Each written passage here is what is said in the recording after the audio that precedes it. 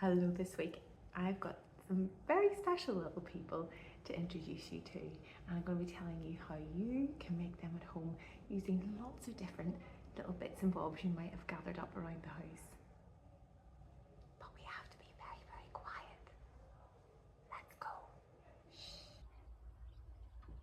Welcome to the Elf Home, home of little elves and fairies visiting. We're going to be making little potting shed fairies, just like this one. Let's go and take a look.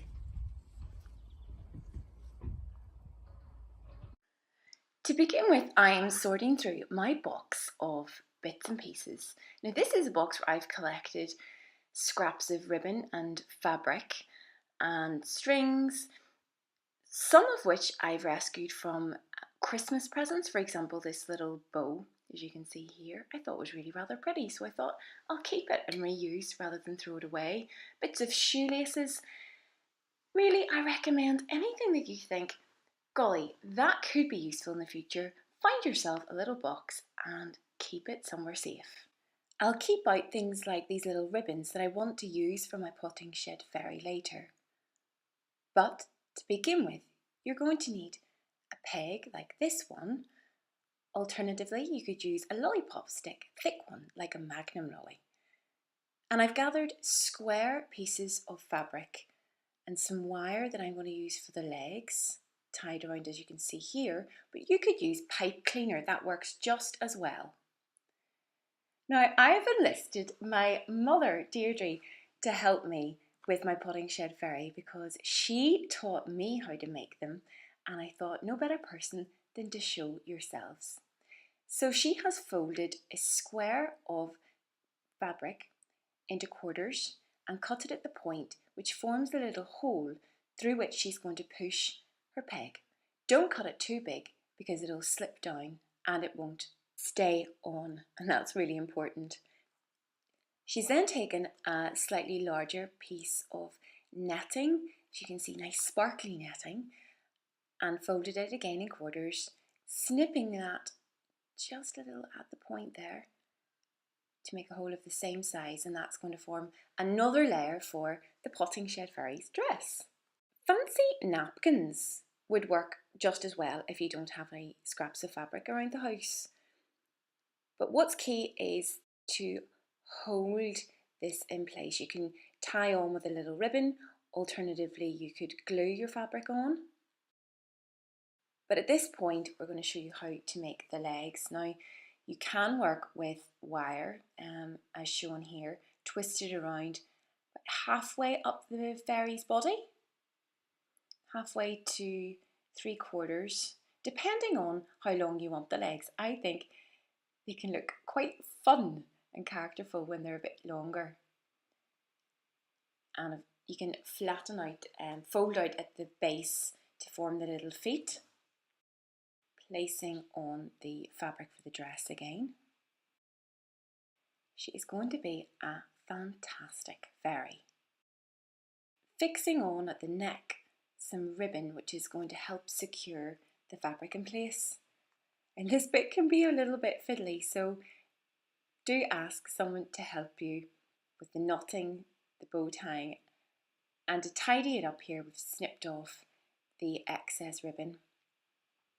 Looking really good. Now a potting shed fairy is a fairy who likes to live in garden sheds and in allotments. They're quite shy. You won't usually find them in parks or busier areas, but you can do if you're up first thing in the morning. They are very bright and vivacious in their dress, despite being shy. And the same goes for their hairstyles. So we've opted here for some dual coloured string, which we've cut to length and started to fray at the edges to make a nice wavy hairstyle. And that can then be placed on top of the head with some good strong glue, super glue. So please do ask an adult at home to help you with that. And you'll need to hold that in place for at least a minute or so to ensure that it sets.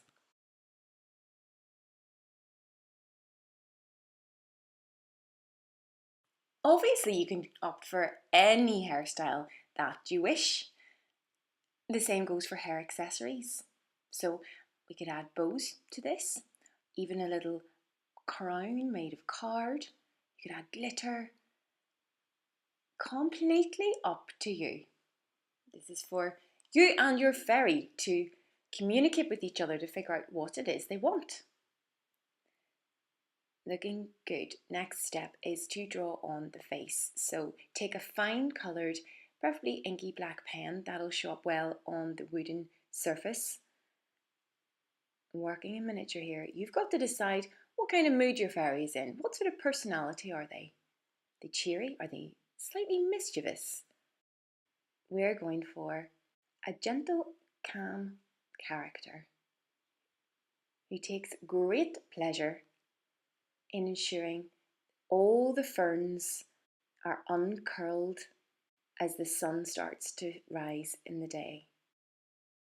Beautiful, and a little dab of colour for the lips just sets it off.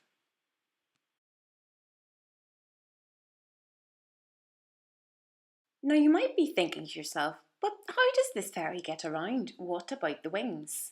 So this is where large wire trimmed ribbons are ideal.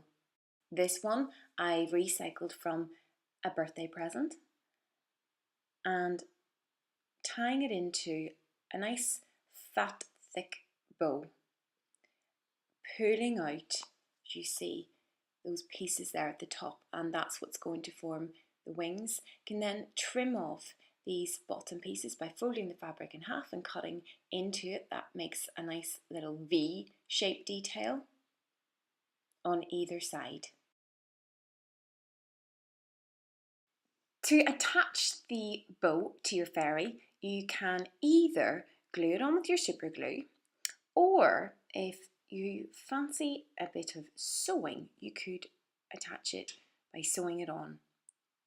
Again, asking an adult to help you with this, just to ensure you have everything you need and you're using the tools correctly. Tying a little knot on the end of the thread and threading that through the eye of the needle. And first of all, stitching into her dress, pulling that through, then fastening onto the ribbon itself. Take your time with this step. This is probably the most secure way of attaching those wings, because we don't want those to go anywhere.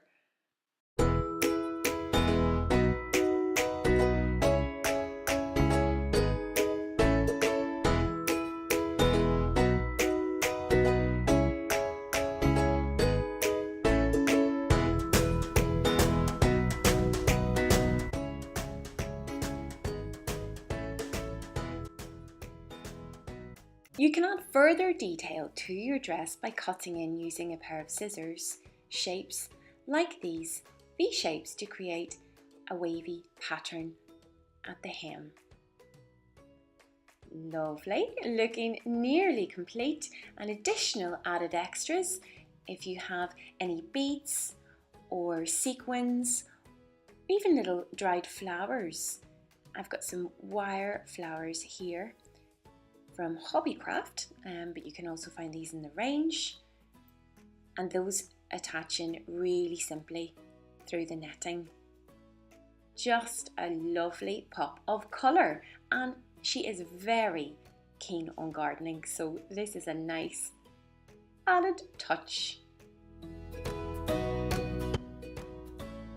I am so excited to see how your potting shed fairies turn out. All the marvellous hairstyles, outfits, accessories you're going to make.